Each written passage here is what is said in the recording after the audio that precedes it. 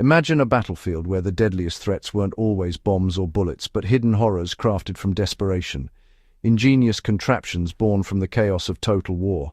We're about to uncover the terrifying ingenuity of World War II's improvised anti-personnel mines, brutal makeshift weapons that turned ordinary objects into instruments of terror and transformation. These aren't merely historical footnotes gathering dust in archives.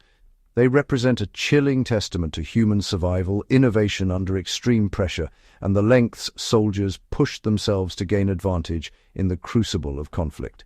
Today, on Ancient Edge, we venture into the shadowed trenches and scorched battlefields, where ordinary men became engineers of destruction, where necessity gave birth to nightmares, and where the scrap materials of war became the machinery of suffering.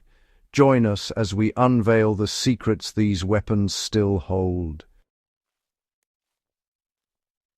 When the machinery of industrial warfare ground to a halt in static positions, soldiers discovered something profound, that innovation emerges not from laboratories, but from desperation.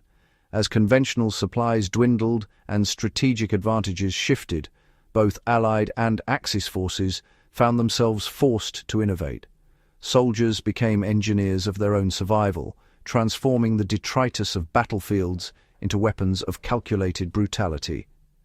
The German forces, facing relentless Allied advances and dwindling resources, realized that traditional mines were expensive, time-consuming to produce, and increasingly vulnerable to Allied detection technology.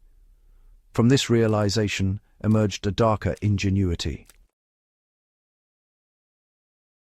The materials were terrifyingly simple. Armies scavenged from the battlefield itself.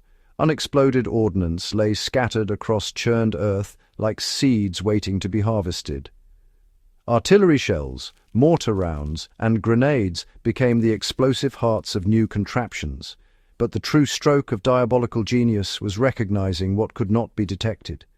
The shoe mine, 42, crafted from wood and humble materials, rendered the enemy's metal detectors useless.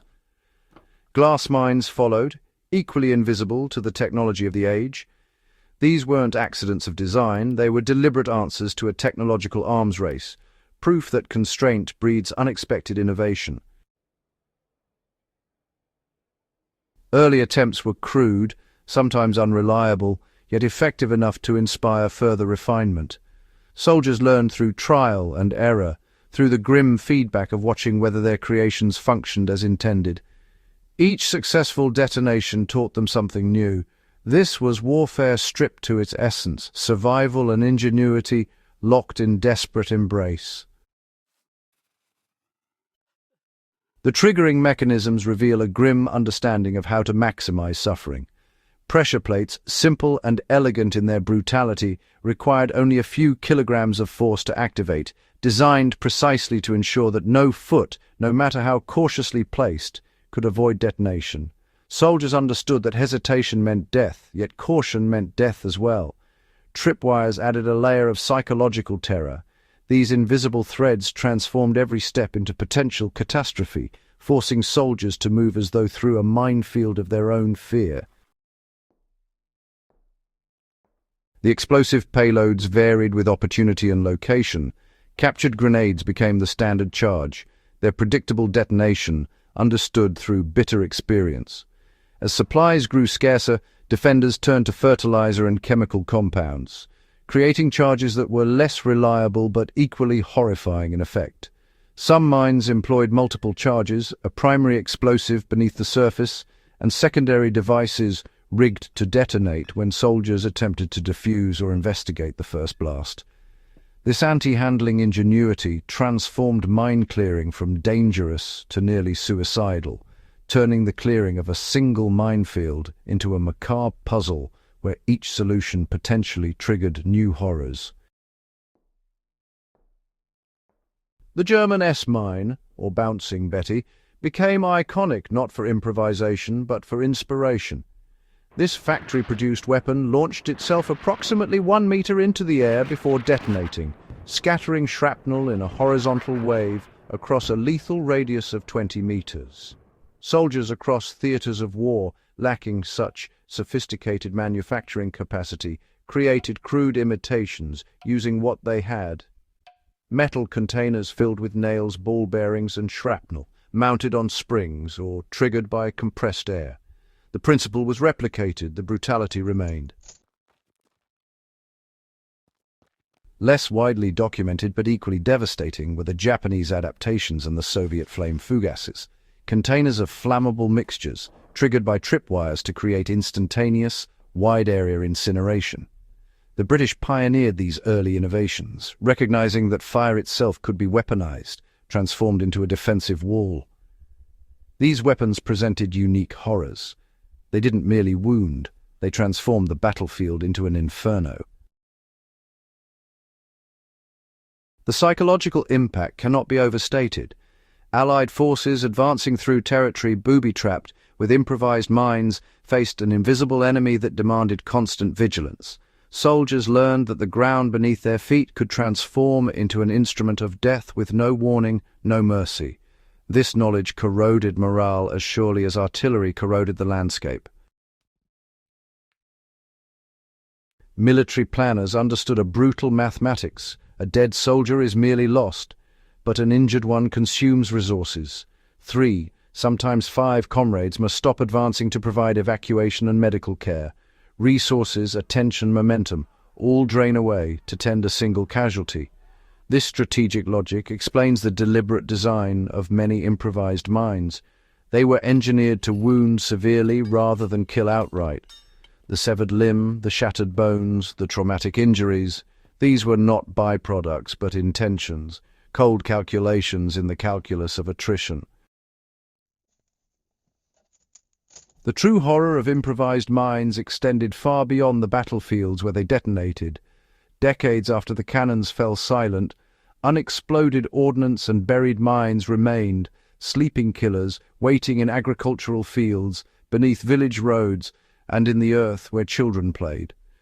Allied forces, hampered by mines constructed from non-metallic materials, were forced to clear minefields with bayonets and manual probing. Agonizingly slow, breathtakingly dangerous work that saved lives moment by moment. Post-war civilian casualties from these weapons dwarfed those inflicted during combat itself. Farmers ploughing fields encountered mines that detonated without warning. Children discovered curious metal objects and paid the price in blood and broken bodies. Entire regions remained scarred, economically crippled by the necessity of demining before reconstruction could begin. Today, over 80 years later, specialized teams still work to clear these forgotten dangers, testimony to the persistence of improvised warfare's legacy. What we witness in the evolution of improvised anti-personnel mines is the profound paradox of human ingenuity, the capacity for extraordinary creativity applied to the singular goal of causing suffering. Soldiers faced impossible circumstances and responded with innovation that ranged from brilliant to barbaric. They were not monsters. They were ordinary men pushed into extraordinary circumstances, forced to choose between victory and death, between honor and survival. The ethical dimensions remain contested. In the framework of total war, where entire populations were mobilized and civilian infrastructure became military target, does the morality of anti-personnel mines register differently? Perhaps. Yet the enduring consequence is undeniable. Generations bore the burden of decisions made in wartime desperation, carrying trauma and loss that transcended any strategic advantage gained. The true lesson lies not in judging these choices, but in understanding them. These improvised mines represent the dark side of human innovation under pressure, the terrible ingenuity that emerges when survival eclipses all other considerations. They remind us that warfare's costs extend far beyond battlefield casualty figures, reaching across decades to wound the earth itself and the civilians who inherit it. The secrets of the past demand to be understood, not to glorify them, but to comprehend the full spectrum of human experience in extremity. If this journey into World War II's hidden warfare has captivated you, if you hunger to explore further the untold stories of history's deepest mysteries, we invite you to subscribe to Ancient Edge. Join our community of history seekers and truth-tellers. Share this video with those who appreciate the unvarnished complexity of the past. And, continue exploring with us, because history's greatest lessons are those we've nearly forgotten. The past is calling. Are you listening?